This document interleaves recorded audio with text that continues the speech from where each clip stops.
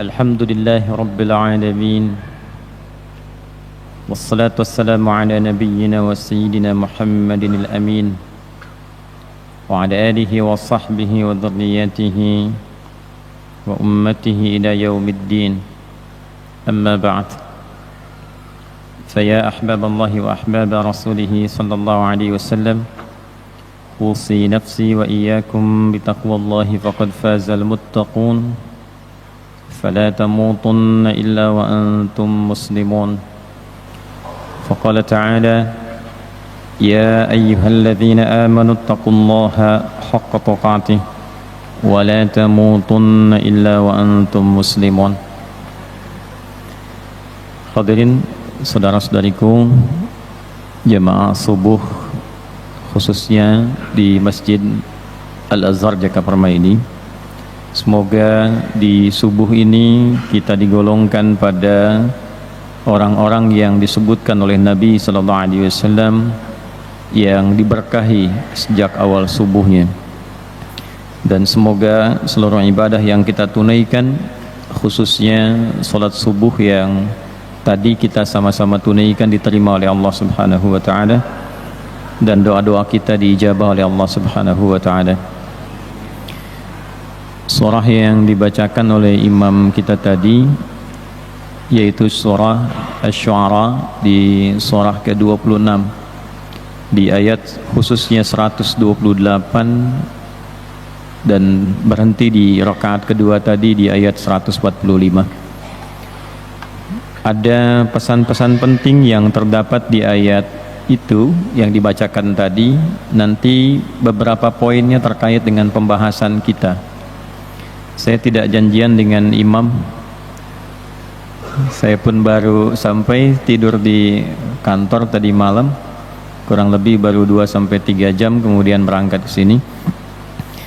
Dan begitu dibacakan ayat tadi, saya sering sampaikan bahwa sholat jamaah itu seringkali membawa suasana berbeda.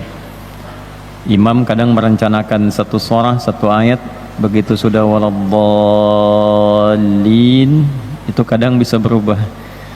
Ya, dan tadi ayat yang dimaksudkan ada beberapa pesan mendalam yang dibawakan kepada kita, dan diantara sentuhannya adalah apa nanti yang terkait dengan bahasan kita. Untuk itu akan lebih baik bila kita memulai dulu kajiannya, kemudian sebagai pengingatnya nanti kita kembalikan pada ayat-ayat yang dibacakan tadi. Bismillahirrahmanirrahim. Kita masih dalam pembahasan kitab Adabul Alim wal Muta'allim karya Khadatul Syekh Muhammad Hashim bin Asy'ari. Kita memulai dengan memohon pada Allah Subhanahu wa taala, semoga melalui kajian ini Allah tambahkan kemuliaan, cahaya dan kebaikan untuk beliau, dan dengan demikian kita memohon semoga kebaikan-kebaikan dimaksud dipercikan pula kepada kita yang belajar di kesempatan subuh kali ini. Kita masih di penghujung halaman ke-24, bagian terakhir.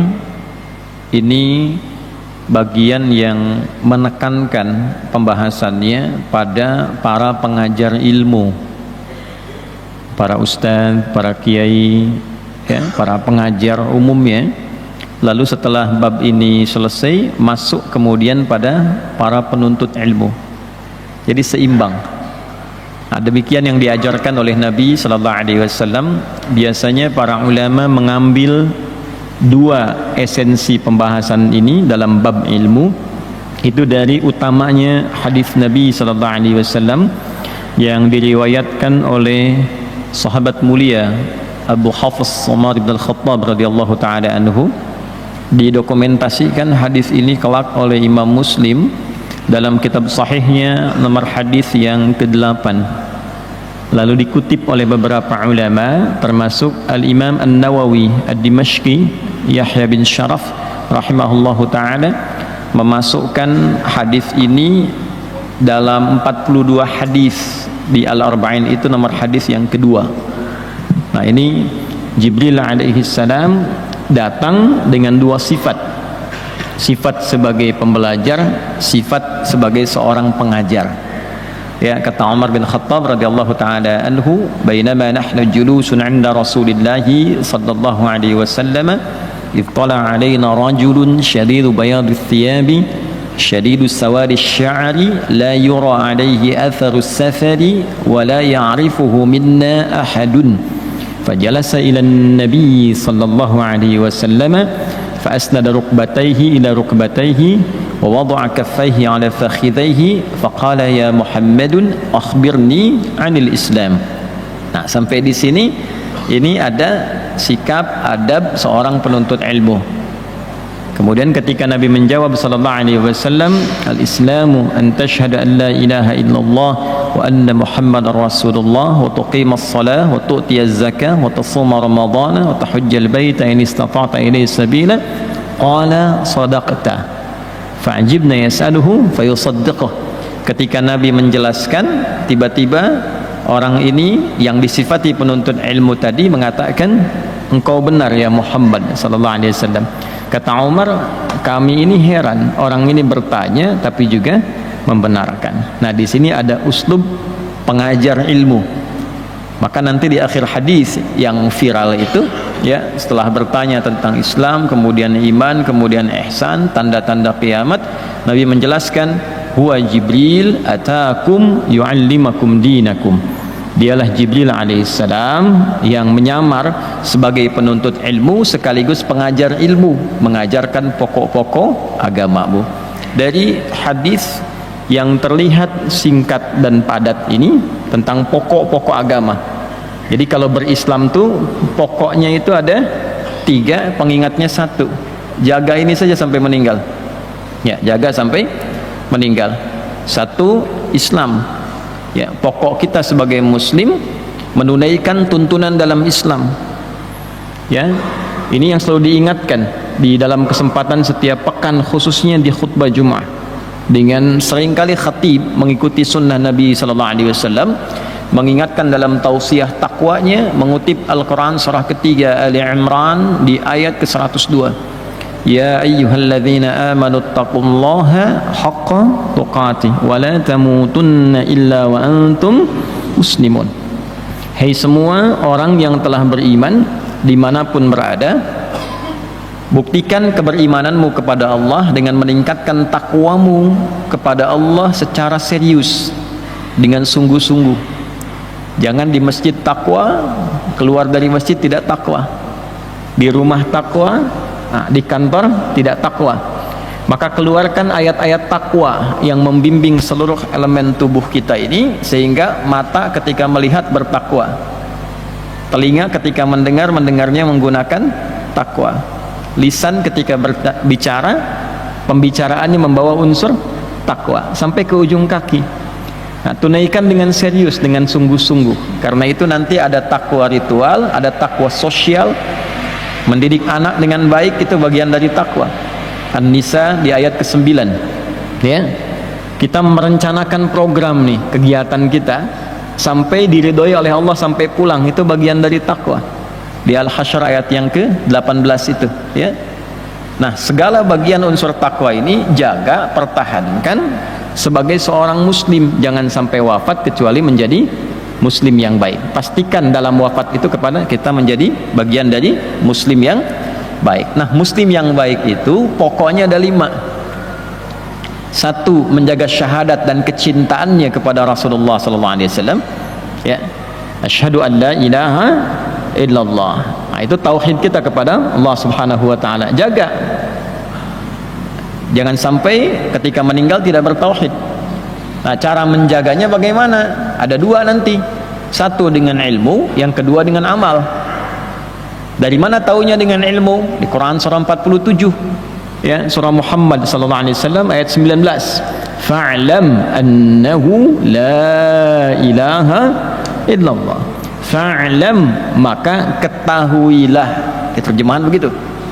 Tapi kalau kita gunakan pendekatan ilmu saraf, fa'lam, maka bersegeralah engkau punya ilmu, punya pengetahuan, annahu, untuk menetapkan dengan kuat pada jiwamu, mengikat jiwamu, la ilaha illallah, agar engkau punya keyakinan yang kuat bahwa tidak ada Tuhan yang layak dipertuhankan dan disembah kecuali Allah Subhanahu wa ta'ala. Nah, itu mesti ada ilmunya.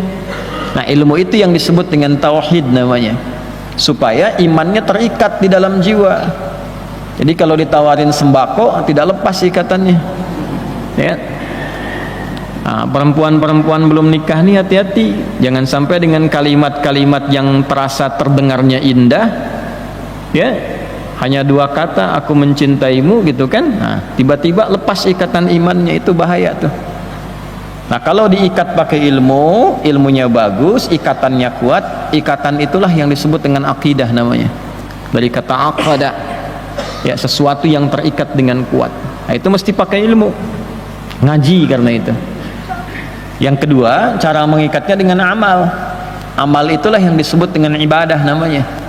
Nah, karena itu seringkali kita temukan kata iman itu sering diikat dengan amal soleh dalam Al-Quran. Kata iman pertama di Al-Quran itu di Al-Baqarah ayat 3. Setelah itu amal soleh.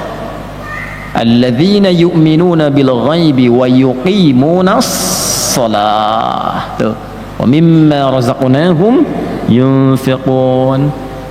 Orang-orang takwa itu, ya, yang sejati itu orang yang mampu selalu meningkatkan imannya dan dia jaga itu dengan menyempurnakan amal solehnya. Satu, solat. Karena itu di solat selalu di charge syahadat kita. Dalam tahiyat kan kita ucapkan asyhadu an la ilaha illallah wa asyhadu anna muhammadan rasulullah. Nah itu ya, menjaganya lewat ilmu dengan amal. Kemudian yang kedua, ya, turunan setelah syahadat itu, jaga hubungan kita dengan Allah dengan cara mengikuti tuntunan Rasulullah SAW dan mencintainya. Ya, ini syarahnya penting nih.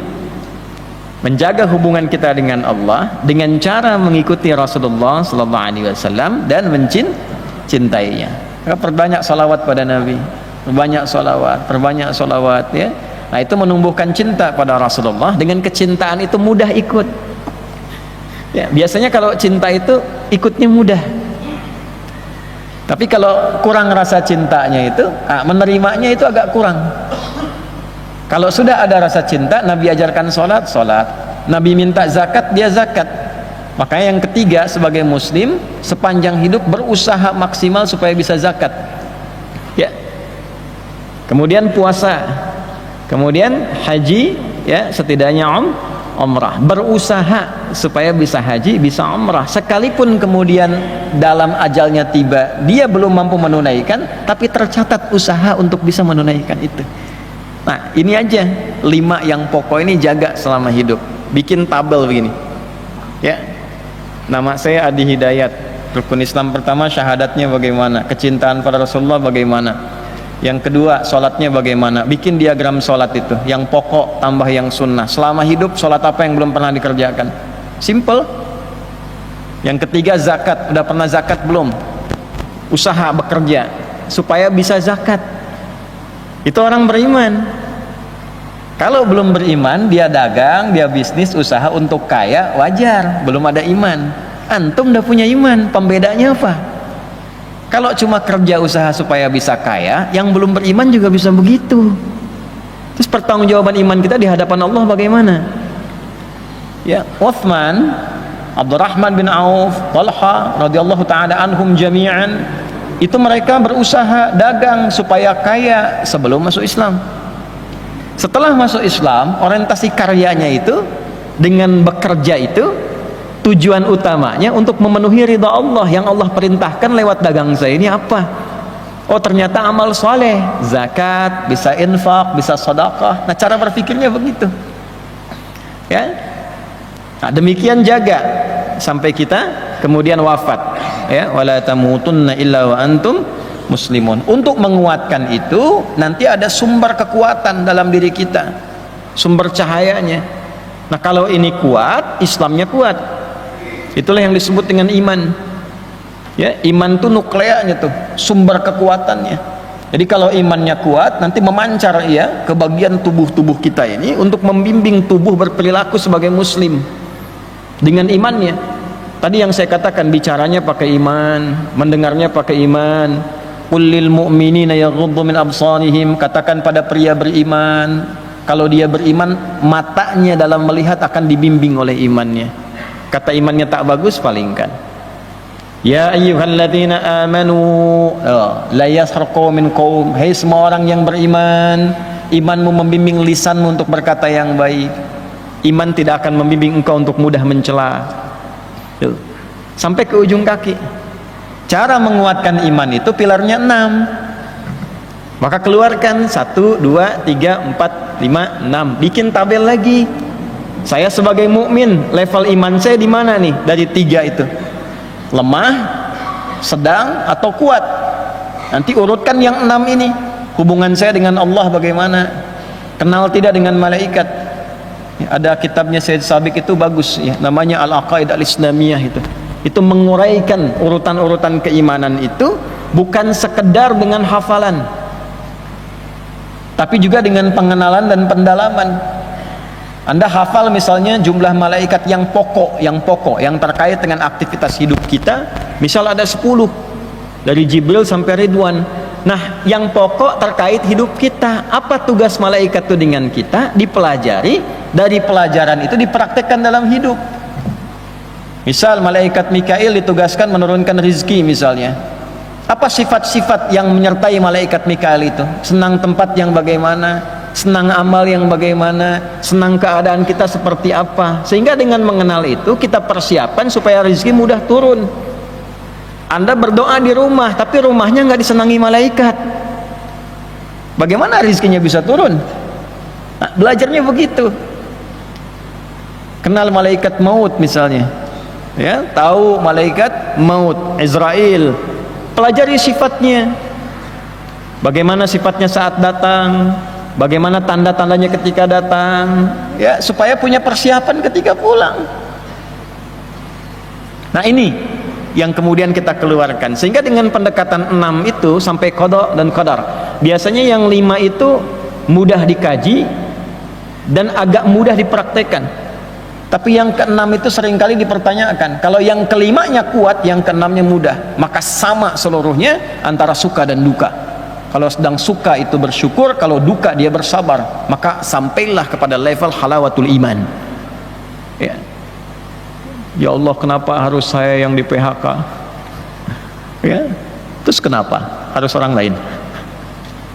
Ya Allah, sampai kapan sakit ini akan hilang? Nah, itu kalau paham qada dan qadar, semua arah ujian diarahkan kepada syukur dan sabar. Nah, ini level iman yang 6. Kalau sudah imannya bagus, keislaman dijalankan, tinggal yang ketiga, yaitu selalu merasakan diawasi Allah dalam beraktivitas. Itulah ihsan. Tinggal tunggu kiamat. Imma kiamat sughra untuk orang beriman semua, wafat. Tunggu sampai wafat. Ya, setelah orang beriman semua meninggal, kiamat kubra yang datang. Dalam rangka dia kemudian akan menuju wafatnya, dia akan melewati berbagai era. Pelajari eranya supaya antum tahu antum hidup di era apa. Karena nanti ada beberapa era itu yang akan dihadapi, kata Nabi, di masa depan, saat Nabi bicara 15 abad yang lalu. Ya. Apa di antara eranya? Anda akan saksikan ada suasana yang terbalik. Ya, mohon maaf, kebaikan dinilai dengan kesalahan, kesalahan tiba-tiba jadi baik. Ada hobinya materialisme, meninggikan bangunan, memperbanyak harta, tak peduli bagaimana meraih caranya. Ada banyak keterbukaan dalam aurat. Nah, hidup di era apa? Kalau hidup di era itu, apa solusinya dari Nabi yang memberikan bimbingan kepada kita? Itu aja jalani sampai meninggal. Nah, itulah yang pokok. Hadis-hadis terkait dengan ini dikumpulkan oleh para ulama maknanya, maka menjadi materi sebagai pedoman hidup. Itulah yang dikenal dengan adab di kemudian hari. Maka di antara adab itu dikumpulkan pada sifat utama di hadis dimaksud, ada adab untuk pengajar, ada adab untuk pelajar. Nah, kita saat ini memasuki di akhir halaman ke-24, adab untuk pengajar. Supaya antum tahu ustadz-ustadz yang baik bagaimana. Kalau sudah tahu ustadz yang baik, kiai yang baik, nah disitulah ada keberkahan ilmu. Kan sering disampaikan nih, tadi di Al-Azhar kan disampaikan juga oleh Ustaz Khunaif itu, ya, nanti ada kajian ini, kajian itu, kajian ini, kajian itu. Di masjid lain juga banyak. Ya, nah apa standarnya dari Nabi Sallallahu Alaihi Wasallam untuk mengetahui bahwa pengajar-pengajar itu baik menurut Allah dan Rasulnya? Maka para ulama membuat satu keterangan-keterangan yang keterangan ini didasarkan pada pemaknaan intisari hadis-hadis Nabi Muhammad Sallallahu Alaihi Wasallam. Di antara ulama yang menyusun kitab terkait itu adalah Hadratus Syekh Muhammad Hashim bin Asy'ari. Maka kita akan memulai di bagian paragraf yang terakhir dari apa yang beliau tuliskan ini, supaya memberikan pencerahan dan pembekalan kepada kita bagaimana menemukan para ulama, para ustadz, para kiai yang diberkahi oleh Allah, cirinya seperti apa, dan bagaimana kemudian kita bisa mendapatkan ilmu yang baik darinya. Nah, ini pengantar supaya sebelum kita masuk ke kajian kitabnya, kita mengerti apa yang mau kita bahas. Bisa dipahami insyaallah. Yuk kita baca kitabnya. Bismillahirrahmanirrahim. Wa qala al-Hasan al-Basri radhiyallahu ta'ala anhu, uqubatul ilmi mautul qalbi. Faqila lahu ma mautul qalbi? Qala talabud dunya bi'amalil akhirah. Alhamdulillah min dzalik. وقال الحسن البصري رضي الله تعالى عنه. الإمام الحسن البصري رضي الله تعالى عنه pernah mengingatkan,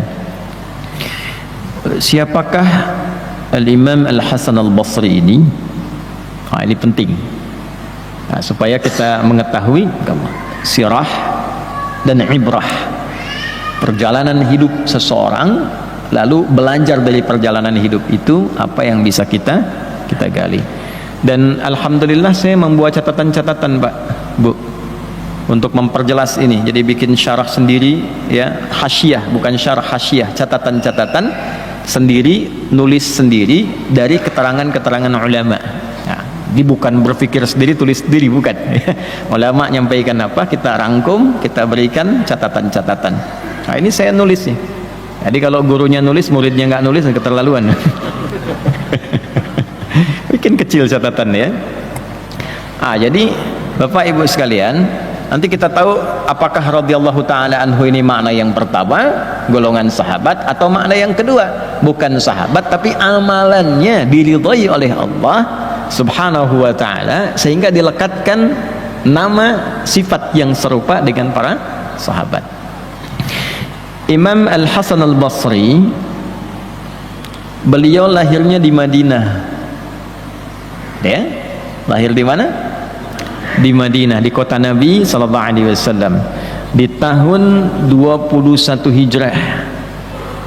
Ya, jadi masih berkehidupan 2 tahun sebelum Khalifah Umar bin Khattab radhiyallahu taala anhu selesai dan wafat. Jadi masih mengalami masa sahabat. Lahirnya bukan di zamannya Nabi Sallallahu Alaihi Wasallam. Nah, berarti dari sini kita simpulkan kalimat radhiyallahu ta'ala anhu bukan menunjuk kondisi beliau sebagai seorang sahabat, tapi amal dan kehidupannya itu mirip-mirip sahabat, sehingga disifati oleh para ulama dengan radhiyallahu ta'ala anhu. Ya, bahkan Sayyidah Aisyah radhiyallahu ta'ala anha nanti pernah memberikan komentar. Di antara komentarnya ketika beliau ini tumbuh dan berbicara, kata Sayyidah Aisyah, siapa yang barusan itu bicara seperti pembicaraan siddiqin, ya, orang-orang yang benar imannya, benar amalnya dari kalangan sahabat. Karena ayahanda sendiri pun, ya, Abu Bakar As-Siddiq radhiyallahu ta'ala anhu mendapat gelar apa? As-Siddiq. Itu oleh Sayyidah Aisyah dinilai perkataannya saja, baru dengar kata-katanya itu disimpulkan ini perkataan para sahabat ini. Jelas? Baik. Nah, kita kembali dulu. Jadi lahir di Al-Madinah Al-Munawwarah tanggal 21 tahun 21 Hijrah. Nanti wafat tahun 110 Hijrah. Itu bersamaan dengan 642 Masehi. Wafatnya 728 Masehi. Ya, di bulan Oktober tanggal 15. Ya, bulan Oktober 728 Masehi. Saya agak cepat Bapak Ibu sekalian. Ayahnya itu seorang budak dulunya. Nah, ini penting nih. Ibunya pun itu punya sifat yang sama, budak. Dulu di era-era itu kan masih belum selesai perbudakan. Di semua wilayah di bumi itu. Di Eropa ada perbudakan, ya kan? Masuk ke Timur Tengah ada perbudakan. Ke wilayah Asia juga demikian. Islam datang untuk menghilangkan dan meruntuhkan perbudakan itu. Maka Anda akan lihat ayat-ayat yang turun itu betapa banyak urutan-urutan yang mengeluarkan manusia dan membebaskan itu semua dari jenis-jenis perbudakan. Ada yang dengan pernikahan, ada yang dengan dorongan untuk membebaskan dengan harta beli, seperti Abu Bakar membebaskan Bilal bin Rabah, ya. Jadi spirit Islam itu datang membawa kedamaian, kemerdekaan dan kesejahteraan untuk semua. Jadi sebelum PBB dan berbagai belahan dunia berbicara tentang hilangnya perbudakan 15 abad yang lalu, Islam sudah mempraktekkan itu semua, ya. Dan diantara nanti cara-cara untuk menghilangkan perbudakan itu secara bertahap dalam pergantian zaman, itu diantaranya dengan pengasuhan, pembebasan, dan ada pada nilai-nilai pendidikan. Itulah nanti yang dialami oleh Al-Hasan Al-Basri. Jadi Bapak Ibu sekalian, beliau ini bapaknya dulu termasuk budaknya Zaid bin Thabit radhiyallahu ta'ala anhu dalam satu riwayat. Ibunya namanya Khairah.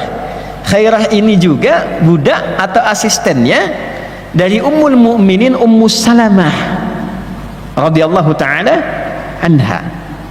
Yang ingin saya katakan, bagaimana dua sosok mulia ini, baik sahabat Zaid bin Thabit radhiyallahu ta'ala anhu ataupun juga Ummul Mukminin Ummu Salamah radhiyallahu ta'ala anha, memberikan contoh kepada kita bagaimana beliau berdua membebaskan unsur pembudakan melalui sifat-sifat pekerjaan yang baik dan mudah, dan mengantarkan anaknya pada orang yang merdeka. Saya ambil contoh pada ibunya dulu, Bu. Jadi ibundanya Al-Hasan Al-Basri ini itu mengabdi kepada Ummu Salamah, Sayyidah Ummu Salamah Ummul Mukminin radhiyallahu ta'ala anha, istrinya Nabi sallallahu alaihi wasallam, ibunda kita semua. Yang paling menarik apa? Diberikan tugas sesuai dengan kadar kemampuannya. Kamu bantu ini, kerjakan ini. Qadar Allah saat bertugas itu punya anak baru lahir namanya Hasan ini, ya, Al-Hasan bin Yasar Al-Basri. Baru lahir Al-Hasan ini, baru tumbuh. Saat terlahir, karena harus menunaikan tugas dan menaati beliau ini Ummu Salamah, maka dalam kondisi masih memberikan asinya, ditinggal untuk mengerjakan tugas, maka apa yang dikerjakan oleh Ummu Salamah? Beliaulah yang memberikan asi untuk Al-Hasan Al-Basri ini. Jadi beliau ini, Imam Al-Hasan Al-Basri, itu periode hidupnya dalam pengasuhan saat diberikan asi, sempat diberikan asi oleh ibunda kita Ummu Salamah radhiyallahu ta'ala anha, istrinya Nabi sallallahu alaihi wasallam. Dan disitulah kemudian para ulama menyimpulkan, oh ini ada keberkahan-keberkahan mulia dalam asi yang kemudian didapatkan oleh Imam Hasan Al-Basri. Ini yang memudahkan ilmunya masuk, ini yang memudahkan akhlaknya itu bisa ditiru, ini yang memudahkan segala perilakunya bisa diteladani. Yang kedua, dalam kesibukan ibundanya bekerja itu, kadang ya Ummu Salamah, Sayyidah Ummu Salamah radhiyallahu ta'ala anha membawa Imam Hasan Al-Basri kecil ini, itu suka dimintakan pada sahabat-sahabat yang lain untuk didoakan, termasuk dapat keberkahan doanya Umar bin Khattab radhiyallahu ta'ala anhu, Allahumma faqihhu fid din wa ahbib lahun nas. Ya Allah, mohon pahamkan ia, berikan ia kemampuan untuk memahami dan mengajarkan segala ilmu-ilmu yang terkait dengan agama, dan jadikan ia termasuk orang-orang yang dicintai oleh khalayak ramai. Doanya Umar. Ya. Apa pelajaran yang bisa kita dapatkan tuh? Dekatkan anak-anak semenjak didinya dengan orang-orang terbaik di zamannya, pintar dan saleh. Kalau sempat bawa ke majelis ilmu, ya, di lingkungan yang saleh. Nanti saat tumbuh, Imam Hasan al-Basri karena dekatnya dengan orang saleh, didoakan oleh orang saleh, maka cintanya pun pada orang saleh. Dari kecil sudah senang kajian-kajian, sudah senang dengan ulama. Tidak ada bagian hidupnya kecuali datang ke ulama, datang ke sahabat, datang ke sahabat, datang ke sahabat. Tiap hari belajar ilmunya, belajar akhlaknya, belajar amalnya. Dan itulah yang membentuk karakter beliau sampai tumbuh dewasa. Anak-anak kalau didekatkan dengan ulama, antum lihat ustaz akhlaknya baik, ilmunya bagus, dalam kajian dibawa, diberikan kisah-kisah ustaz itu pada anak itu, diberikan motivasi pada anak itu, nanti tumbuh kecintaan. Dari kecintaan itu pengen lihat, sekedar lihat, ya, tumbuh dia, tumbuh dalam keadaan senang ilmu, senang alim, senang ulama. Itu akan membentuk karakter di kemudian hari. Walaupun nanti melewati fase kehidupannya sebagai remaja, kadang ada isengnya, kadang ada jahilnya, tapi hasil dari benih pendidikan kecil ini akan muncul di kemudian hari. Ada ulama besar yang waktu kecil yang ngadu ayam, tapi setelah dewasanya ternyata jadi penulis tafsir, ahli ilmu, ya, dan jadi teladan dalam kehidupan. Saya tidak sebut namanya, cari sendiri aja. Itu banyak tuh. Jadi kalau dari kecil kita siapkan demikian, itu tumbuh dewasanya. Nggak apa-apa kajian bawa anak-anak, ya, maka fasilitasi tempatnya tuh. Lazar tuh, ibu yang bawa anak, kira-kira anaknya diam di sini, anaknya senang bolak-balik, silahkan di sini, asal ibunya yang bukan bolak-balik gitu. Saya dulu pernah mengajar itu, ada anak yang waktu saya ngajar dorong-dorong kursi, udah bosan kursi, kotak infak didorong. Kotak infak gini. Orang tuanya kaget, jemaah mulai melirik karena ada suara bunyi. Saya bilang biar aja dulu, itu dunia anak-anak. Yang paling menarik apa? Begitu saya tanya, dia bisa mengulang apa yang saya sampaikan, yang belum tentu bapaknya bisa ngulangin. Tuh Pak, Bu ya. Nah ini kondisi yang dialami oleh Imam Hasan al-Basri. Jadi tumbuh di tempat yang baik, dalam lingkungan yang baik, dirawat, dididik oleh orang-orang yang terbaik, sehingga walaupun beliau tidak sezaman dengan Nabi, tidak pernah menatap Nabi SAW, namun beriman kepada Nabi, maka beliau hidup di zaman sahabat, bertemu dengan sahabat-sahabat Nabi, dirawat bahkan oleh satu di antara istri Nabi SAW, termasuklah beliau pada golongan tabi'in yang mendapatkan langsung ilmu dari sahabat, akhlaknya sahabat, perawatan sahabat, sehingga memiliki DNA yang baik dari keilmuan seperti DNA ilmunya para sahabat dan akhlak mereka. Tidak menetap hanya di Madinah, kemudian beliau berkelana dari Madinah, kemudian sempat ke Kabul, sekarang jadi ibu kotanya Afghanistan, sempat di Kharasan, lalu saat tumbuh dewasa beliau menetap di Basrah itu di Irak sekarang, ya, sampai meninggal dunia. Maka dikenallah kemudian dengan nama terakhir menetapnya dari Basrah, tumbuh berkembang dewasanya, maka dikenal dengan Al-Basri. Nah, jadi Al-Basri ini bukan lahirnya di Basrah, lahirnya di Madinah, tumbuh dewasa, mengajar sampai wafat di mana? Di Basrah. Maka dikenal dengan Imam Al-Hasan Al-Basri. Jika Anda tanya di era beliau pada siapapun yang hidup, maka kesimpulannya tidak ada para ulama di zamannya yang lebih alim dari beliau, yang lebih soleh dari beliau, yang lebih berilmu dari beliau. Ini pujian ulama, ya, pujian itu untuk mengukuhkan kredibilitas dan kemuliaan ilmu dan akhlaknya, bukan ingin mengangkat lebih dari yang lain. Tentu yang lain pun banyak yang pintar, banyak yang hebat, tapi untuk menunjukkan bahwa ini orang mulia. Maksudnya apa? Nanti secara sanad dia tidak bermasalah, ya, itulah yang diambil ilmunya. Karena itu Syekh Hasyim mencantumkan di kitab ini karena sosoknya tidak bermasalah, ya, semua amalnya, semua ilmunya, semua jenis pelajarannya, maka siapapun yang lihat mengerti, oh ini berkesesuaian dengan hukum Allah, dengan ridha Allah. Inilah sesungguhnya yang diajarkan Nabi SAW. Maka semua menyimpulkan radhiyallahu ta'ala anhu. Nah, inilah sanad namanya. Maka penting dari siapa Anda belajar, itu akan membentuk karakter. Anda belajar dari guru yang pemarah, Anda akan jadi pemarah. Anda belajar dari guru yang lembut, Anda akan jadi lembut. Anda belajar dari guru yang senang bertengkar, Anda akan senang bertengkar. Anda belajar dari guru yang mulia akhlaknya, Anda ikut mulia. Nah, itu sanad namanya. Maka dari itu para ulama memasukkan bagian ini satu dari 4 hal, 4 pokok yang pernah saya sampaikan itu. Wala yata'allamu illa mimman takammalat ahliyatuhu wa dhaharat diyanatuhu wa tahaqqaqat ma'rifatuhu wa ishtaharat siyanatuhu. Ingat ya kata Imam Nawawi, tidaklah seorang murid itu belajar kecuali dari sosok guru yang punya 4 kualifikasi. 1, pakar di bidangnya, belajar tafsir ke ahli tafsir, lihat sanad tafsirnya. Yang kedua adalah kokoh agamanya, dia juga sholatnya bagus, tilawahnya bagus, kelihatan bagaimana dia beragama dengan baik. Yang ketiga ma'rifatnya dalam, dia kenal dirinya, dia kenal Allah, dia tahu bagaimana menjaga lisannya, ya, dia nggak mungkin keluarkan fatwa yang tidak Allah kehendaki, ya. Kemudian yang keempat itu baik akhlaknya, bisa ditiru, jadi tidak menjadi fitnah. Ya, pantas belajar dari Ustadz Fulan kelakuannya begini, nah jadi fitnah. Jelas ya? Nah, karena itu kemudian dengan segala kemuliaannya, keilmuannya, beliau itu seringkali kalau bicara orang bukan hanya tersentuh, kalau bicara akhirat langsung ingat akhirat. Melihatnya banyak orang taubat, banyak orang belajar dari beliau menjadi ulama, diantaranya Imam Al-Qatadah, ya, radhiyallahu ta'ala anhu. Itu beliau belajar dari Imam Al-Hasan Al-Basri.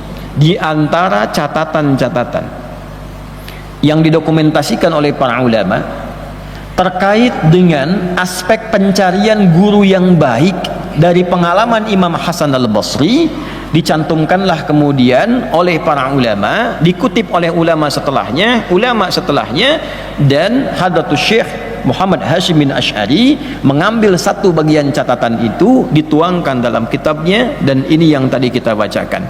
Apa kata Imam Al-Hasan Al-Basri, sosok yang diasuh oleh istri Nabi sallallahu alaihi wasallam, sosok yang diasuh oleh para sahabat, didoakan oleh para sahabat, didoakan oleh Umar bin Khattab radhiyallahu taala anhu.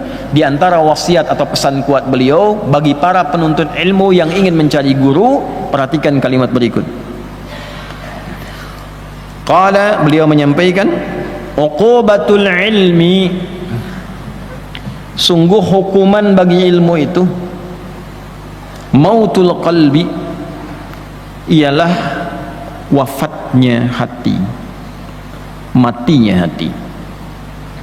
Nah, jadi ada nastapa ilmu, ilmu yang nastapa, ilmu yang terhukum, ya, punya ilmu tapi terhukum. Awas tuh.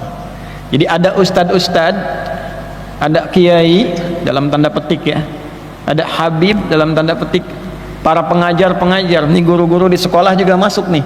Awas, hati-hati ya. Pokoknya yang dititipi ilmu buat ngajar. Ada yang hatinya mati, yang ilmunya terhukum. Dia punya ilmu, ngajar, tapi hatinya mati, ilmunya terhukum. Nah, ini kurang layak untuk diambil ilmunya. Kurang layak untuk diambil ilmunya. Apa yang dimaksud dengan matinya qalbu itu sehingga ilmunya terhukum? Faqila lahu ma mautul qalbi, maka dikatakan pada beliau, ditanyakan, apa yang dimaksud dengan matinya hati dari seorang pengajar ilmu itu? Qala, beliau menjawab, talabud dunya bi'amalil akhirah. Talabud dunya, yaitu kondisi hati yang menuntut dunia, bi'amalil akhirah, dengan menampakkan amalan akhirat. Yaitu munculnya ustad-ustad, guru-guru, para kiai, dalam tanda petik ya, saya kasih petikan itu karena nama ini sejatinya tidak layak dengan apa yang disampaikan dalam keterangan ini ya. Para ustad, para guru, para habib, para kiai, misal dalam tanda petik mautul qalbi, yang hatinya mati, ilmunya terhukum, karena ternyata orientasi mengajarnya itu bukan mencari akhirat, menuntut dunia. Cuma yang ditampakkan amalan akhirat. Kayaknya ngajar Quran, tapi ternyata yang dicari tarifnya.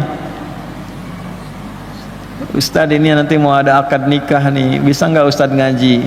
Boleh ya, cuma asal tahu aja ya, saya kan berangkat dari situ ya, ada bensinnya, jam sekian kan saya nggak sarapan juga lah gitu ya, 2 digit lah ada pakai begitu tuh. Ini Mautul Qalbi nih ya, nanti ngajinya cuman kedengaran suara gelombang-gelombangnya aja tuh, echonya tinggi, naik turun, naik turun, naik turun. Tapi yang dicari apa? Dunianya. Ya, tidak semua begitu. Ini cuma ditandai aja. Kalau ada yang begitu, hatinya mati. Maka nanti bacaannya nggak sampai ke jiwa. Apalagi ke pengantin. Ya, pengantin mikirnya cepat akad aja nanti tuh. Ya, sama. Nah, ini pengajar demikian. Jadi kalau di sekolah-sekolah Islam murid-muridnya tidak berkembang baik, coba cek gurunya. Coba cek gurunya. Cek pengelolanya, niatnya benar nggak bikin sekolah itu? Ada nama Islamnya loh, dihisab itu. Dihisab di hari kiamat. Anaknya berislam nggak tuh anak didiknya? Jangan-jangan SPP-nya aja makin besar. Jangan-jangan guru yang datang pun datangnya mencari amplopnya saja. Ngajar di mana? Sekian, gajinya berapa? Tuh. Sementara dia yakin rezeki sudah diatur oleh Allah. Ya, ini saya tidak bicara di level biasa, saya level pengajar. Bicaranya di level pengajar. Kalau sudah orientasi gurunya, ustadznya, pengajarnya hanya mencari dunia, maka ilmunya tidak akan berkah. Itu yang tidak memberikan pengaruh ke hati, ke jiwa-jiwa anak didiknya. Coba cek sekolah itu. Sholatnya bagaimana anak-anak itu? Kenal Allah enggak? Ngajinya bagaimana? Jadi kalau ada perkembangan anak tidak seperti yang diharapkan, yang dicek pertama kali bukan keadaan anaknya. Yang pertama, coba bagaimana cara guru mengajarnya, bagaimana niatnya. Ustadz juga sama di masjid-masjid ini ya. Coba lihat berapa keberkahan yang bisa diberikan oleh Allah kepada murid-muridnya. Salah satu yang harus penting untuk diupayakan adalah ini, mengembalikan niat kepada amal akhirah wa talabul akhirah. Ini. Nah, jadi kalau misalnya Anda menemukan orang-orang yang mengajar belum apa-apa bicaranya sudah dunia, itu hatinya sudah mati. Ilmunya terhukum. Bagaimana Anda bisa belajar dari sosok yang ilmunya pun terhukum? Hatinya mati.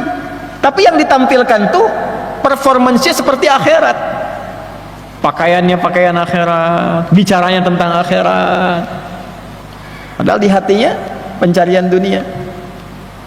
Nah, inilah yang diingatkan tadi dari imam kita saat bacaan di Asy-Syu'ara tadi, ayat 128 sampai 145 tadi. Allah. Ya. إذ قال لهم أخوهم صالح ألا تتقون, ya, sampai ke kalimat yang sangat indah sekali, wa ma as'alukum alaihi min ajrin in ajriya illa ala rabbil alamin. Itu manhajnya para nabi, para rasul. Aku kalau ngajar, acuan utamaku tuh bukan upah, bukan honor, bukan gaji dari kalian, karena honorku sudah ditetapkan oleh Allah, gajiku sudah diatur oleh Allah. Yang ditugaskan kepadaku hanya menyampaikan, fadzakir innama anta mudzakir. Yang suka baca Yasin tuh kan manhaj para nabi rasul, diteruskan pada orang-orang soleh yang baca Yasin tuh, ayat 20 sampai 21 itu masih ingat gak? Di halaman 441 tuh paling kanan di pertengahan ya. Coba lihat tuh, wajaa min aqsal madinati rajulun yas'a qala ya qaumi ittabi'ul mursalin. Teruskan, ittabi'u man la yas'alukum ajran wa hum muhtadun. Datang sosok orang dari jauh untuk mengingatkan masyarakat pada pola hidup yang tidak sehat. Susah diingatkan orang yang baik-baik, yang lurus-lurus, tapi hobinya memang kadang-kadang ngundang orang-orang tapi nggak jelas. Cuma buat tertawa kadang-kadang, cuma buat pamer bahwa saya bisa ngundang si fulan, buat rame gitu kan. Maka diberikan standar, ya qaumi ittabi'ul mursalin, ya kaumku ikutilah orang-orang yang diutus ini, sosok-sosok yang diutus ini. Ya, siapa tipikal orang yang diutus ini? Ittabi'u man la yas'alukum ajra. Kalau Anda ingin belajar, ingin ikut, bukan cuman ikut menuntut ilmunya, tapi menuntut akhlaknya, menuntut kepribadiannya, mengamalkan amal soleh yang bisa Anda teladani itu. Coba cari man la yas'alukum ajra, orang yang sedang mengajar pun dia tidak pernah kepikiran tentang materi duniawi. Yang dia pikirkan bagaimana Allah ridha, yang dia pikirkan bagaimana ilmu sampai, yang dia pikirkan bagaimana amal bisa terawat. Wahum muhtadun, orang inilah yang mendapatkan petunjuk dari Allah Subhanahu wa taala. Nah, carilah sosok-sosok demikian. Ya. Ya bukan berarti DKM nggak memahami. Ya. Pak, di sini itu nggak ada honornya ya Pak ya. Kalau mau ngajar Bapak ikhlas aja. Tidak begitu. Nah, ini kembali kepada personanya, pada pengajarnya. Nah, ini poinnya. Kalau sudah seperti itu, nanti rahmat Allah turun. Ya, rahmat Allah yang diturunkan pertama kali pada gurunya ini. Kalau rahmat turun, ilmunya berkah, berkah ilmu. Ya, kalau sudah berkah, itu jadi solusi. Nah, tadi kan yang Yasin, yang Al-Kahf coba. Kalau Jumat kan ada yang Yasinan, ada yang Kahfian, gitu kan? Coba ayat 65 itu. Saking berkahnya ilmu sosok Khadir, ya, sampai Nabi Musa diminta belajar kepadanya. Fawajada 'abdan min ibadina atainahu rahmatan min indina wa 'allamnahu min ladunna ilma. Ada seorang hamba dapat rahmat dari Allah. Setelah rahmat itu dia dapati, diturunkan ilmu kepadanya. Jadi kalau orang dapat rahmat Allah itu biasanya satu dari tiga yang paling pokok. Satu, diampuni dosa. Dua, dimudahkan urusan. Tiga, ditambah pengetahuan. Yang diampuni dosa ada di Quran surah 39 ayat 53. Qul ya ibadiyalladzina asrafu ala anfusihim la taqnatu min rahmatillah innallaha yaghfiru dzunuba jami'an. Jadi kalau para pendosa ini nggak pernah putus asa dari rahmat Allah, dia minta kepada Allah, turun rahmat Allah, semua dosanya diampuni, semua dosanya. Kan kita banyak dengar kisah, Bu, ada seorang ibu saja perempuan kok bisa ngasih minum pada hewan yang sering dijauhkan, dihukumi najis. Ada anjing kehausan, saking hausnya sudah tak berdaya, diberi minum, dapat rahmat Allah, diampuni dosanya, jadi perempuan baik itu. Ya, banyak kisah ini disampaikan bukan jadi cerita, tapi jadi ibrah. Maksudnya apa? Seburuk apapun perilaku yang pernah dikerjakan di masa lalu, jangan pernah menyimpulkan tidak ada pintu untuk bertaubat, selalu terbuka. Jangan putus asa dari rahmat Allah. Begitu kemudian kita kejar itu, dapat rahmat, dosa diampuni, berubah hidupnya. Ya. Tidak ada orang yang tidak pernah salah. Sepanjang bukan Nabi dan Rasul yang bukan ma'sum, pasti punya latar belakang yang kelam, pernah salah. Bahkan Allah sangat mencintai orang salah yang mau taubat dibandingkan orang soleh yang tidak pernah merasa salah. Bikin status tuh. Ya. Nah ini balik ke sini. Ya. Jadi kalau kita kembalikan ke dalam gambaran kita, satu itu dapatkan rahmat Allah. Yang kedua, kalau dapat rahmat itu hidup mudah. Maka yang dicari rahmat Allah. Kita makan, minum, cari rahmat Allah dari makanan itu, dari minuman itu. Berpakaian, cari rahmat Allah. Bagaimana mencari mendapatkannya? Rumusnya dari dalam disingkat. Kullu amrin dhi balin la yubda'u fihi bismillahirrahmanirrahim fahuwa abtar. Setiap perbuatan baik yang tidak dilekatkan dengan kalimat Bismillahirrahmanirrahim. Rahman, pemilik seluruh rahmat di dunia ini. Rahim, pemilik seluruh rahmat di akhirat nanti. Nah, mau minum, khudh biyaminika ma yalik. Ini langsung saya praktekkan supaya mudah dipahaminya tuh. Ya, ambil dengan tangan kananmu yang paling dekat denganmu. Kata Nabi di Al-Bukhari begitu tuh. Ya, ini kan yang paling dekat sama saya tuh, sama antum masih jauh tuh. Ambil yang dekat nih. Sammillah, sebut nama Allah. Bagaimana? Qul bismillahirrahmanirrahim. Katakan bismillahirrahmanirrahim, minum. Selesai, alhamdulillahirabbil alamin. Maka minuman ini ketika diminum dengan kalimat bismillahirrahmanirrahim, rahmat Allah turun di situ. Jadi energi positif. Dibawa baca Quran enak, dibawa sholat enak. Walaupun minumnya sedikit tapi rahmat Allahnya banyak, tercurah di situ. Yang kedua itu solusi mudah ditemukan di mana? Di Al-Baqarah. Ayat berapa? 157. Ulaika alaihim salawatum mir rabbihim wa rahmah wa ulaika humul muhtadun. Ada orang-orang yang dipuji Allah dan mendapatkan rahmat, diberi solusi, dimudahkan hidupnya, dibebaskan kesulitannya. Itu kesulitannya ada di ayat 155, dirinci 1, 2, 3, 4 dan seterusnya. Kesabarannya ayat 156, rahmatnya 157. Jadi kalau orang sering berusaha mendapatkan rahmat Allah, hidupnya ringan, itu maksudnya. Dijauhkan dari masalah yang sulit. Walanabluwannakum bisyai', kalian yang hidup aku akan uji dengan berbagai macam ujian. Minal khauf, gelisah. Udah gelisah tuh. Jam berapa ini nanti selesai kajian? Gelisah. DKM juga gelisah nih, mau persiapan akad nanti nih kalau gelisah, itu ujian tuh. Ada yang gelisah cepat amat ya, tinggal 15 menit lagi kan. Gelisah tuh. Wal ju', mulai lapar. Berangkat jam 3 belum sarapan. Ini udah kelihatan wajah-wajah, habis ini sarapan di mana nih? Kayak jamaah yang punya UMKM tuh nggak apa-apa, kerjasama di depan. Yang punya bakso, punya bubur, depan, ngaji dulu, keluar, dibeli, makan. Nanti untuk mampir di situ dari masjid sedekah ke masjid. Kalau kajian-kajian saya tuh yang punya dagangan makanan apa nggak apa-apa, tapi sambil ngaji. Ya ngaji yang betul. Saat ngaji, ngaji dulu, jangan sambil dagang. Ngaji dulu, ngaji selesai itu. Setelah itu sedekah ke masjid, terisi semua, berkah semuanya nanti. Ya, wa naqsi minal amwal, mulai berkurang harta. Awal bulan sekarang ya. Nanti akhir bulan mulai terasa tuh. Wal anfus, ada yang sakit, kerabat meninggal. Wat thamarat, hasil kerja keras, kok yang ngambil orang lain.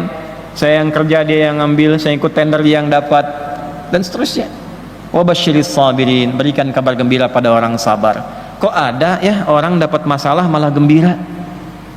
Ya, pulang dari masjid keluar hilang sendal malah gembira. Masya Allah, sendal nggak ada ya. Tapi tetap dicari. Ya, kalau tidak dicari menggembirakan pencuri. Dia sabar itu bukan diam, mencari solusi dengan cara yang baik, cara yang tenang. Tenang. Terima kasih ya Allah telah menitipkan ujian kepada saya, bukan pada hamba yang lain. Terima kasih memberikan kesempatan saya untuk mendapatkan rahmat-Mu. Dia tahu rumusnya.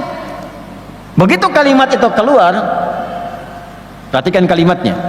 Alladzina idza asabathum musibah qalu inna lillahi wa inna ilaihi turun. Ulaika alaihim salawatum mir rabbihim wa rahmah. Dipuji oleh Allah, dapat rahmat. Pengertian terbaliknya, nah ngaji fikihnya begitu, mafhum mukhalafahnya, orang yang sering cari rahmat Allah, sering cari rahmat Allah, sering cari rahmat Allah, diringankan ujian hidupnya, seakan gak punya masalah, lebih banyak tenangnya daripada gelisahnya. Makanya cari amalan yang mengantarkan pada rahmat Allah.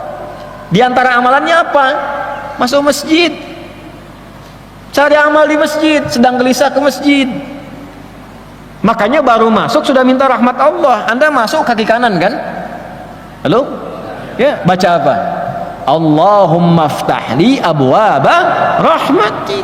Minta rahmat Allah, rajin ke masjid.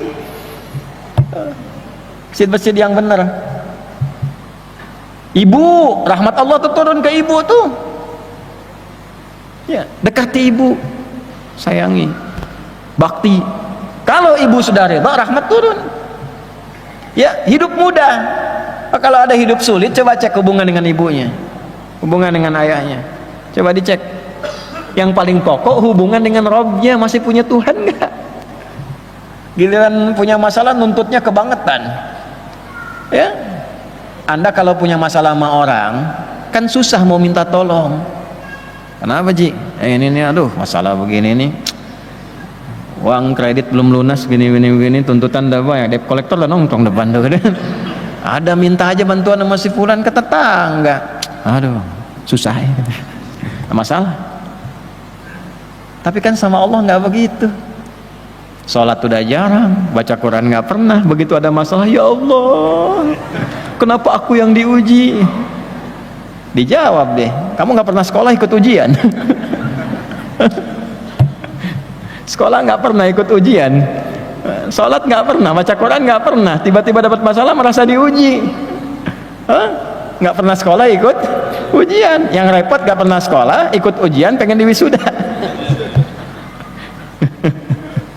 Ini yang ketiga itu ilmu, itulah yang di surat Al-Kahf ayat 65 tadi, atainahu rahmatan min indina, dapat rahmat dari kami kata Allah, ya, kemudian diberikan min ladunna ilma, ilmu yang agung dariku. Itu yang sering disebut laduni. Laduni itu bukan nggak belajar, dia belajar, cuman pembelajarannya disertai pencarian pada rahmat Allah. Ini saya kasih sedikit dari Al-Quran ya, yang saya ketahui. Dari sedikit ini saya ikuti dari sejak ngaji di pesantren, dapatnya walaupun sedikit kayak gini sekarang. Itu rumusnya di Quran surah kedua ayat 282. Di ujung ayatnya, wattaqullah wa yu'allimukumullah. Tingkatkan takwamu kepada Allah, maka Allah akan menambahkan dan mengajarkan padamu tambahan pengetahuan. Jaga hubungan kita dengan Allah, takwa. Nah, kalau ada guru-guru yang bertakwa, itu guru-guru yang hebat. Jangan diukur dengan kata-katanya saja. Ukur ilmunya, ukur keagamaannya, ukur akhlaknya, ukur ma'rifatnya. Kelihatan. Nah, itu nanti yang jadi ukuran. Kalaupun tampak bagus, ngajarnya bagus, pembicaranya Quran Sunnah, tapi amplopnya juga jadi penilaian. Nah, ini masalah. Oh, ini ustadznya bagus, ustadz Quran, ustadz Sunnah, macam-macam, ustadz fikih, ustadz ini, ustadz itu. Satu kali diundang, amplopnya tipis. Pekan depan diundang lagi nggak datang. Aduh, mohon maaf akhi lagi. Ya. Dicek-cek ternyata di hatinya tertulis tuh pencariannya. Oh, ini dia. Kalau tipis tuh dhaif kata dia tuh. Tebal sahih. Tipis tapi banyak sahih li ghairihi. Nah, ini masalah. Nah, ini mautul qalbi. Yang kedua, cari popularitas. Hati-hati. Ya, dia nggak peduli misalnya dengan amplop, nggak peduli dengan bayaran, tapi popularitas banyak dicari. Takut kalau kehilangan jamaah, bikin ekosistem sendiri.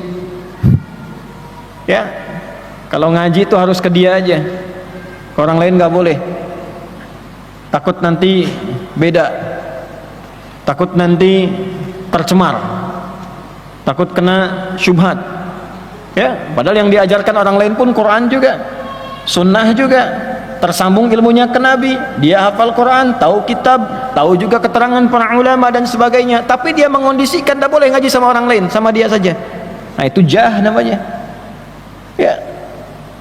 Nah, itu mati, itu terhukum ilmunya.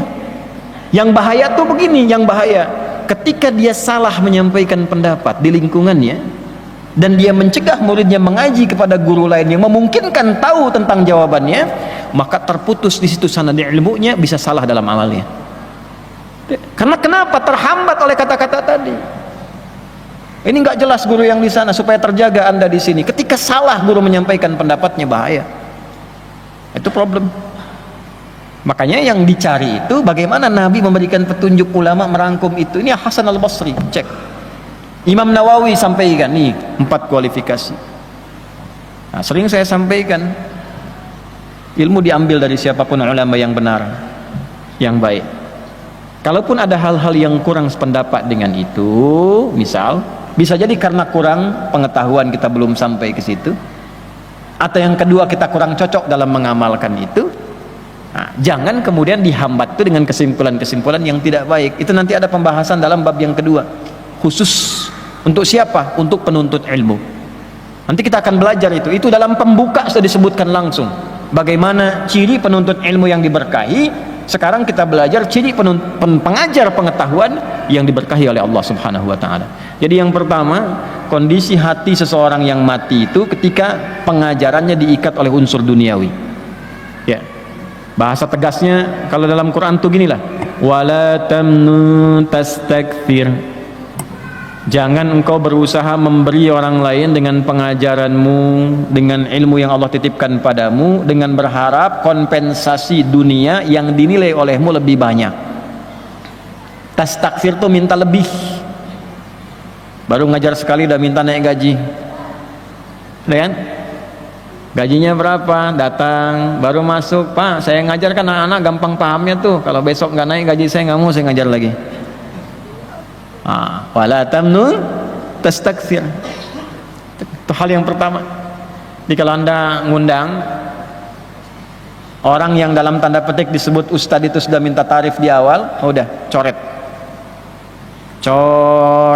Karena yang bersangkutan sifatnya dicoret oleh para ulama. Coret. Mautul qalbi, uqubatul ilmi. Ini ilmunya terhukum. Nanti kalaupun datang, ilmunya diikat dengan tarifnya, segitu aja. Anda bisa ketawa saat itu, tenang saat itu, habis itu muncul lagi masalah, nggak selesai jadi solusi. Gitu aja, nggak ada manfaat. Ada yang nyampaikan bukan saya, ya dari isi kitab. Makanya ulama-ulama ini kembalilah ke jalannya yang betul itu. Jadi ahli kitab, jangan jadi ahli proposal. Ya, jadi ahli kitab. Makanya di Timur Tengah biasanya ulama-ulama itu dirawat oleh negara. Kalau kita itu Kementerian Agamanya mendata para ulama-ulama sampai ke masjid-masjid muadzinnya digaji. Ya, karena zakat umat Islam di Indonesia ada dana abadi umat dan sebagainya. Ya, kerjasama dengan Basnas, masukkan ke satu bagian itu untuk ulama-ulama mengajar, ustadz-ustadz supaya kesejahteraannya meningkat. Jadi begitu mengajar karena sudah sejahtera, sudah bagus, nggak mikirin lagi duniawi. Di Timur Tengah begitu. Saya waktu diangkat jadi amin khattabah di Tripoli, diberikan gaji, berikan honor, dan nggak pernah terpikir tuh ulama-ulama itu nggak pernah terpikir. Makanya ustadz-ustadz, dai-dai yang datang dari luar, ada biasa-biasa yang dari Mesir, Al-Azhar datang mengajar ke sini, beberapa dari syekh-syekh, itu suka bingung di Indonesia. Ya, karena habis ngajar diamplopin. Malah bingung. Nah, kadang-kadang kebingungan itu jadi musibah. Karena setan ikut di amplopnya itu. Begitu ngajar tempat lain nggak ada amplop, setan masuk. Sini nggak ada amplopnya. Nah, ini yang bahaya. Jelas? Paham? Nah, yang kedua sebagai bagian dari akhir penutup adalah thalabul jah, mencari popularitas. Nah, ini diingatkan di dalam surah yang sangat disukai dan jadi favorit Nabi sallallahu alaihi wasallam. Fadzakir innama anta mudzakir lasta alaihim bimusaitir. Di surah Al-Ghasyiyah, pasangan Al-A'la biasa dibacakan dalam subuhnya Nabi sallallahu alaihi wasallam selain surat-surat yang beliau biasa baca di lainnya. Ya, salah satunya ini Al-Ghasyiyah. Nabi selalu mengingatkan dirinya dengan surat ini. Muhammad, ingatkan orang, tugasmu hanya untuk mengingatkan, bukan menguasai orang lain, bukan memonopoli sesuatu. Ustadz juga sama, Nabi aja diingatkan apalagi ustadz. Adi, tugasmu hanya menyampaikan, bukan monopoli jamaah, memaksa jamaah. Jangan ngaji sama orang ya. Itu sama siapa Ustadz? Sama jin. Oh enggak, ngajinya di sini aja. Tidak boleh. Silahkan lepaskan. Ya. Satu kali saya tutup dengan kisah, hingga 1 menit kita selesaikan karena kami pun mesti berangkat juga. Ya. Ada seorang penuntut ilmu datang pada syekhnya. Syekh minta izin, ada ustadz itu kiai baru, jamaahnya agak banyak, saya pengen ngaji ke situ, pengen tahu apa yang diajarkan. Syekhnya bijak, oh iya berangkat aja supaya kamu tahu. Begitu tahu 1-2 hari balik lagi. Kok kamu pulang lagi? Oh, bid'ah itu katanya. Bid'ah, Anda bayangkan tuh. Loh, dari mana tahu kamu bid'ah? Dimarahi sama syekhnya. Dari mana kamu tahu itu bid'ah? Berangkat dulu, dampingi dulu majlisnya, mujalasah fihi, ya, duduk kamu di situ 2-3 pekan, duduk dulu baru kembali lagi ke sini. Karena perintah syekhnya maka diikuti. Sepekan, 2 pekan belum balik, 3 pekan belum balik, 4 pekan belum balik, 5 pekan belum balik, sudah agak lama baru balik. Syekhnya tanya, kemana aja kamu? Ternyata sunnah juga. Ternyata sesuai dengan tuntunan Nabi, kata. Ini masa lalu orang-orang soleh, bukan kondisi sekarang, bukan. Dulu. Jadi dulu pun sudah ada suasana itu, makanya diingatkan oleh Nabi SAW. Maka bagaimana cirinya supaya ilmu berkah, supaya muridnya juga berkah? Dari guru tadi yang disampaikan kita ikuti, kita cari dengan baik, lalu sambil mencari itu kita pun perbaiki diri. Jangan sampai gurunya sudah baik, muridnya yang tidak baik. Bagaimana mendapatkan ciri bagi murid? Nah, itulah materi di bulan depan yang insya Allah kita akan bahas, ya. Masuk pada al-babut tsani, bab yang kedua, supaya kita bisa belajar dengan adab, guru pun mengajar dengan apa? Adab. Materi ini menjadi penting karena sekarang ada sudah murid-murid yang sudah di luar batas nalar. Anak SMP memantau gurunya hanya untuk melecehkannya. Anak SD sudah bisa tahu caranya membunuh. Na'udzubillahi min dzalik. Allahu Akbar, guru mengingatkan sedikit, pulang ke rumah ceritanya dipukul, gurunya yang dipenjara, bapaknya yang kemudian mengerjai. Ini yang terjadi masalah besar. Bully, ini kalau belajar ini bully selesai, bullying selesai, ya. Gurunya baik, muridnya baik, dan berkah kehidupannya. Insya Allah kita sempurnakan di bulan depan. Semoga Allah meridai kita semua, memberkahi kita semua, dan memberikan kita kesempatan untuk mendapatkan keberkahan dan rahmat Allah Subhanahu wa taala. Allahumma taqabbal minna innaka antas sami'ul alim wa tub 'alaina innaka antat tawwabur rahim. Allahumma barik lana fi ilmina wa fahimna ya Allah ma yanfa'una wa waffiqna li na'mala ma fahimna. Wa sallallahu ala sayyidina Muhammad wa ala alihi wa sahbihi ajma'in. Wa akhiru da'wana subhanakallahumma rabbana wa bihamdika nashhadu an la ilaha illa anta nastaghfiruka wa natubu ilaik. Wa akhiru da'wana alhamdulillahi rabbil alamin. Sebelum saya tutup dengan salam, 2-3 hari ini sampai hari Rabu akan dibuka peluang untuk kuliah ke Timur Tengah untuk tingkat S2 3 hari.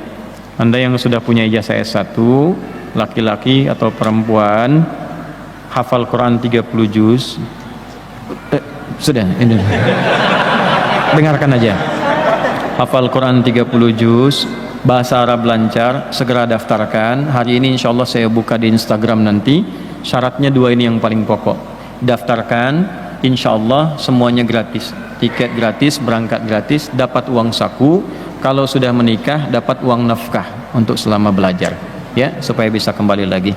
Ya, nasrun minallah, fathun qarib, wallahu muwaffiq ila aqwamit thariq. Assalamualaikum warahmatullahi wabarakatuh.